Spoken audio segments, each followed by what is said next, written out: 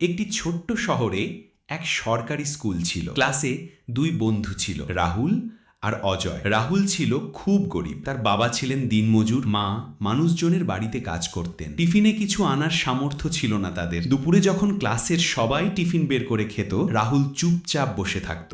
অজয় ছিল একটু সচ্ছল পরিবারের ছেলে। তার বাবা রিকশাওয়ালা হলেও সংসারটাকে তিনি হাসি মুখে চালাতেন।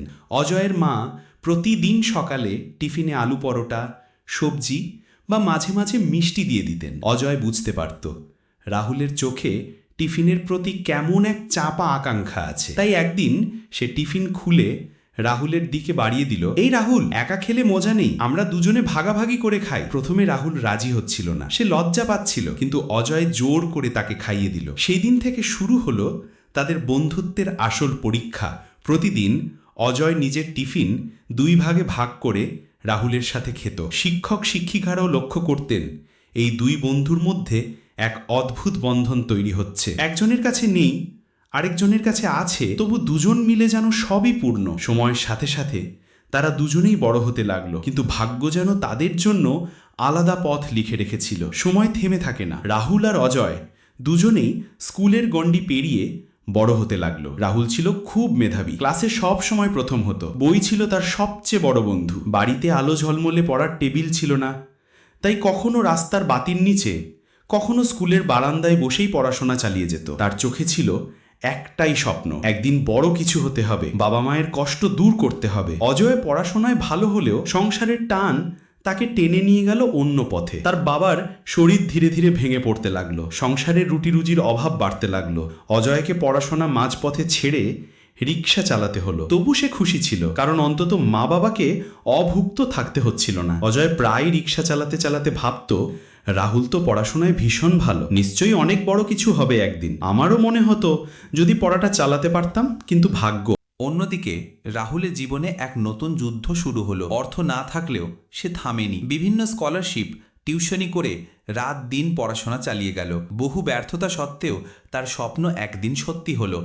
রাহুল ইউপিএসসি পরীক্ষায় পাশ করে আইএএস অফিসার হলো। যে ছেলেটা একসময় স্কুলে টিফিন পেত না, সেই আজ দেশের অন্যতম শ্রেষ্ঠ পদে আসীন। তার চোখে ভেসে উঠল শৈশবের দিনগুলো, অজয়ের ভাগ করে দেওয়া টিফিন, সেই বন্ধুত্ব, সেই নির্ভেজাল ভালোবাসা। রাহুল শপথ নিল, যে বন্ধু আমাকে না খাইয়ে থাকতে দেয়নি, আমি তাকে কোনোদিন অভাবে থাকতে দেব না। একটা ব্যস্ত দুপুর, শহরের রাস্তা ভরা ভিড় কোলাহল, লাল বাতিতে অনেক গাড়ি দাঁড়িয়ে আছে।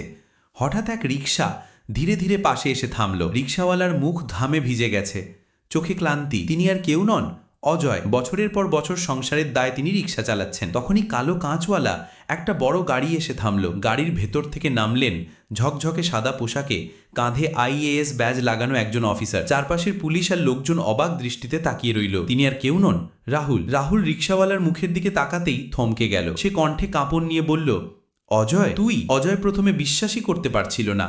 ধীরে ধীরে চোখ বড় হলো তার। রাহুল, তুই তুই আইএএস অফিসার? দুজনেই একে অপরের দিকে কিছুক্ষণ তাকিয়ে রইল, যেন শৈশবের সেই স্কুল, সেই টিফিন ভাগাভাগির স্মৃতি চোখের সামনে ফিরে এলো। রাহুল ছুটে গিয়ে অজয়কে জড়িয়ে ধরল। জনসমুদ্রের মাঝেই দুই বন্ধু কেঁদে ফেলল। আজ আমি যদি এই জায়গায় দাঁড়াতে পারি, তার পেছনে তোর অবদান কম নয় অজয়। তুই যদি তখন টিফিন ভাগ করে না খাওয়াতি, হয়তো ক্ষুধার কষ্টে আমি এত দূর পৌঁছাতে পারতাম না। অজয়ের চোখে জল। তখন বলল, আর আমি তো রিকশাওয়ালা রয়ে গেলাম বন্ধু। রাহুল দৃঢ় কণ্ঠে বলল, না অজয়, তুই আমার বন্ধু, আমার ভাই, রিকশাওয়ালা নয়। আজ থেকে তুই আমার সঙ্গে থাকবি, আমি তোকে আমার পরিবারে নিয়ে যাব। অজয় বিশ্বাস করতে পারছিল না, কিন্তু রাহুল সত্যিই তার হাত ধরে গাড়িতে বসিয়ে নিল। ভিড় তাকিয়ে রইল এই দৃশ্যের দিকে। এক আইএএস অফিসার তার রিকশাওয়ালা বন্ধুকে নিজের জীবনে ফিরিয়ে নিচ্ছে। রাহুলের সরকারি বাংলো, চারদিকে নিরাপত্তা, বড় ফটক, ভেতরে সব আধুনিক সুবিধা। সেই বাংলোতে আজ এক নতুন অতিথি এসেছে,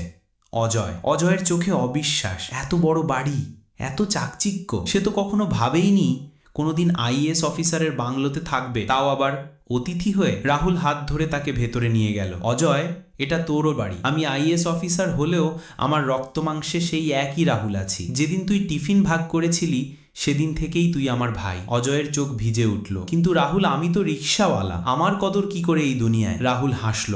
তুই রিকশাওয়ালা নয়, তুই আমার জীবনদাতা। যদি তখন ক্ষুধার্ত অবস্থায় আমি ভেঙে পড়তাম, হয়তো আজকের আমি হতাম না। তাই আজ আমি চাই তুইও নতুন জীবন শুরু কর।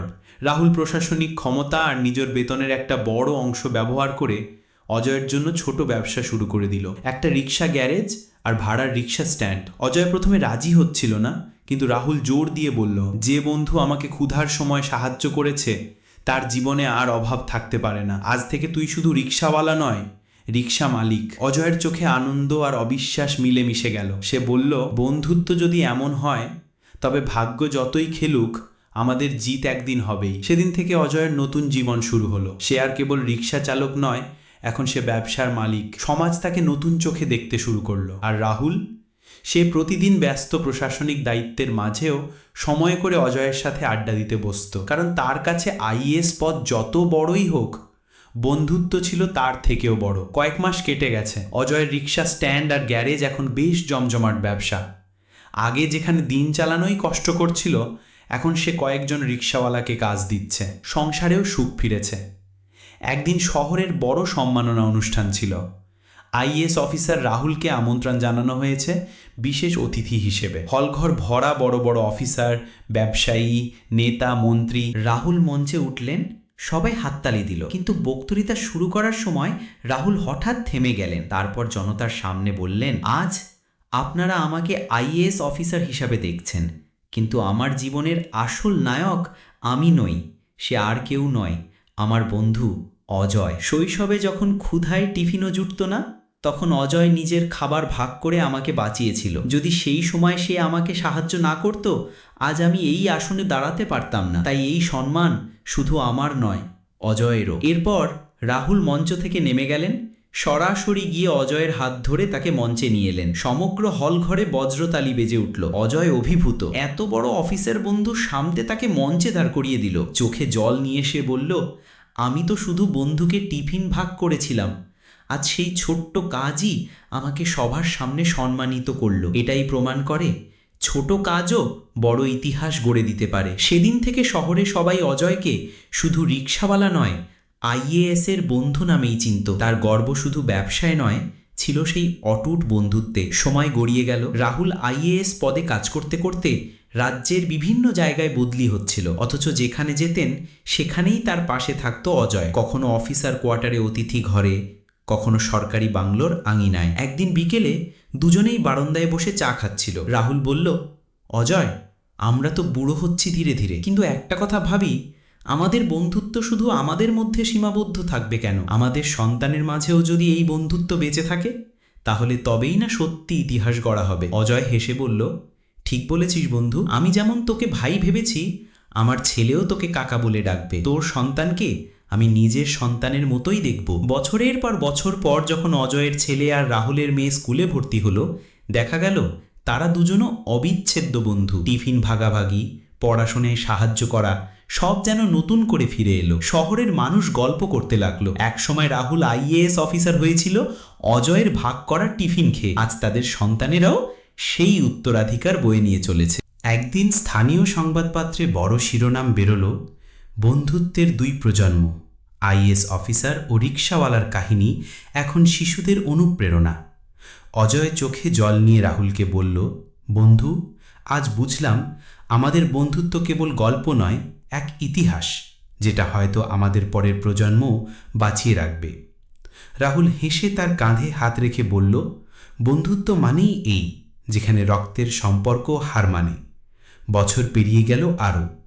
রাহুল এখন অবসর নিয়েছেন আইএএস পদ থেকে। চুলে পাক ধরেছে, চোখে জ্ঞান আর অভিজ্ঞতার দীপ্তি। অজয়ও আর রিক্সা চালান না, তিনি এখন গ্যারেজ আর রিক্সা স্ট্যান্ডের অভিজ্ঞ মালিক, সমাজে সম্মানিত মানুষ। দুজন বৃদ্ধ বন্ধু প্রায়ই একসাথে বসে বিকেলের আড্ডা দেন। ছোট্ট চায়ের দোকানে গিয়ে বেঞ্চে বসে চা খান, যেন তারা আবার সেই স্কুলবেলার ছেলেরা হয়ে গেছেন। একদিন স্থানীয় কলেজে সফলতার আসল মানি নিয়ে বক্তৃতার জন্য রাহুলকে আমন্ত্রণ জানানো হলো। তিনি শর্ত রাখলেন, আমি একা যাব না, আমার বন্ধু অজয়কে নিয়ে যাব।